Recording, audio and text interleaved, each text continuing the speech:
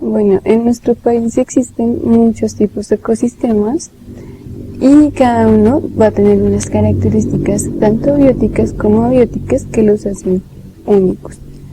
Para empezar entonces tenemos los páramos que tienen temperaturas bajas, mucha humedad, también varias precipitaciones y su vegetación va a estar compuesta de formas de rosetas como las puyas y los frailejones y asimismo como hay tanta humedad se pueden establecer tapetes de musgo.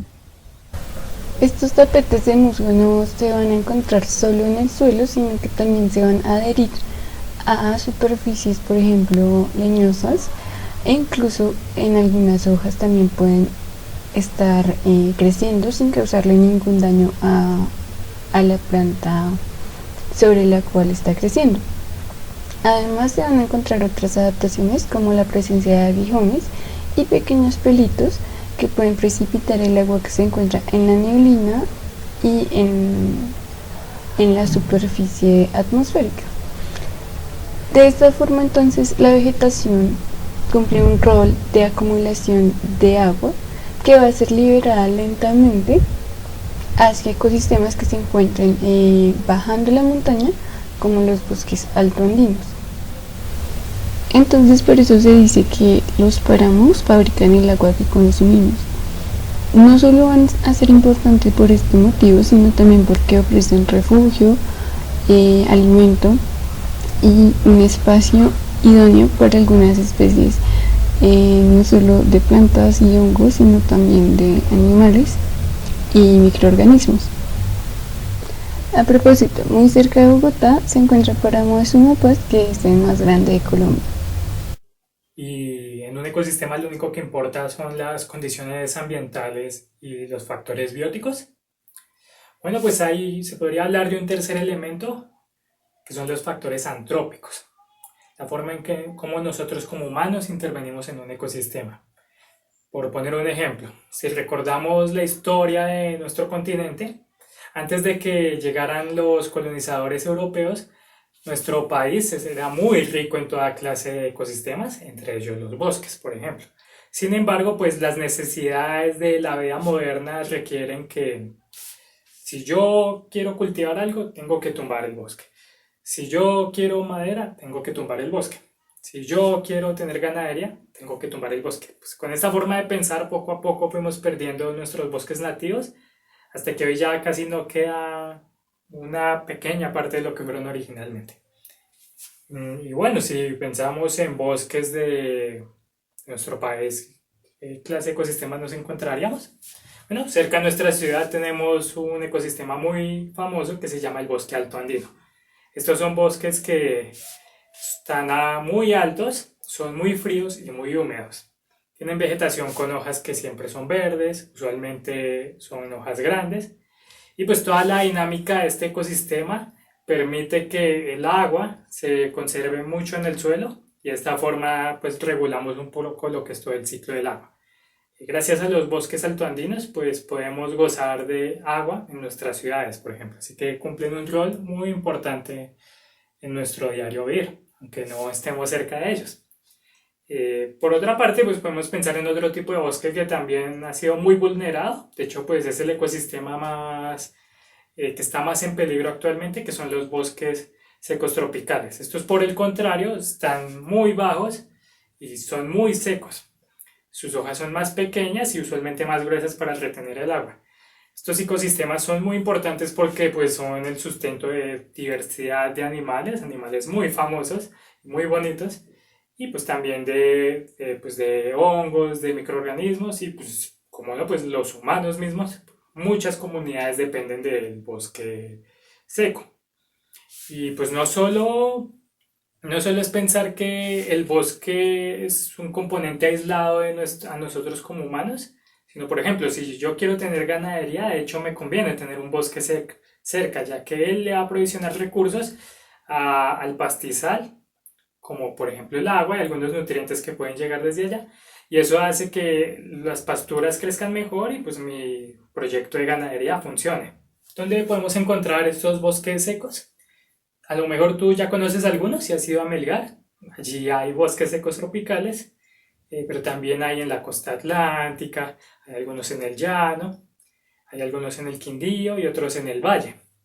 Entonces, pues, si algún día sales a viajar a alguno de estos lugares, está muy atento porque podrías encontrarte con un ecosistema que ya casi no queda nada. Bueno, posiblemente te has preguntado cómo eran los ecosistemas aquí en Bogotá.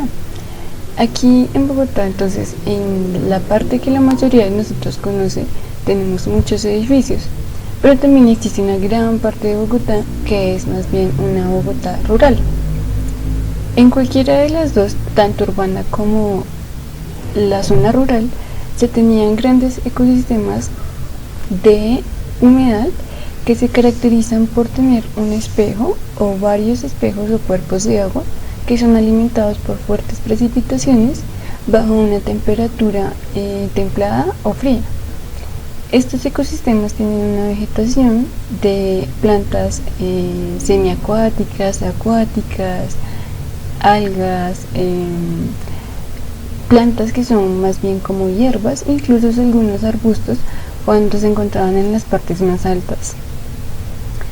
Estos ecosistemas son importantes porque ofrecen, como los otros ecosistemas, un espacio para que se desarrollen las demás especies como animales.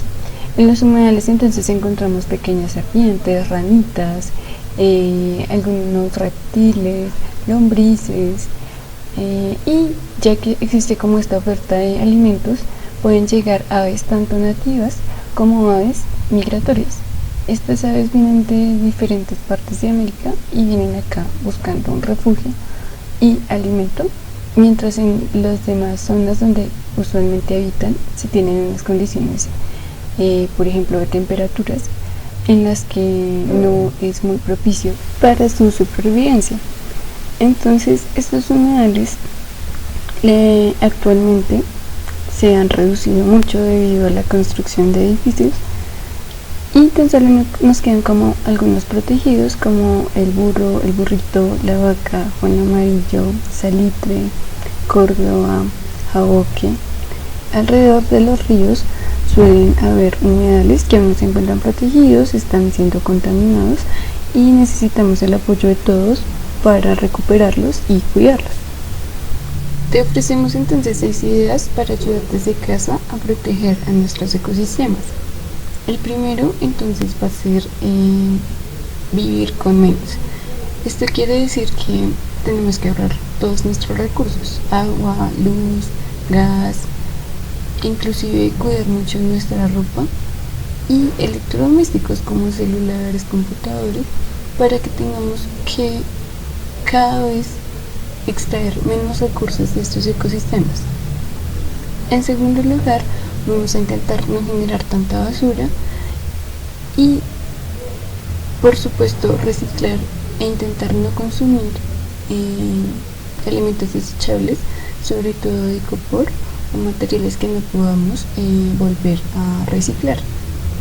En tercer lugar, vamos a evitar comprar cosas que en realidad no necesitemos. Esto se llama consumo responsable. Como cuarto lugar, tenemos botar la basura en los lugares que corresponden, es decir, en la bolsa blanca para las cosas que podemos reciclar y en la bolsa negra para las cosas que tenemos que desechar. Y botar la basura responsablemente en los lugares que corresponden también significa no botar basura en los cuerpos de agua, como los ríos, quebradas, canales de agua, o por ahí en la calle, porque finalmente van a llegar hasta animalitos y estos residuos les van a generar problemas de salud importantes. Inclusive pueden llegar a matarlos. Entonces es muy importante que por esto recordemos que el mar empieza en nuestras alcantarillas. Como quinto punto tenemos participar responsablemente en las actividades de arborización o jardines que promueve el Jardín Botánico y el Acueducto de Bogotá, no solo plantando la plántica, sino también cuidándola posteriormente para que pueda crecer y ofrecerle recursos a abejas o a otros tipos de animalitos. Y por último, votar a conciencia por gobernadores que en realidad sí les interesa proteger el medio ambiente, revisando cuidadosamente sus propuestas.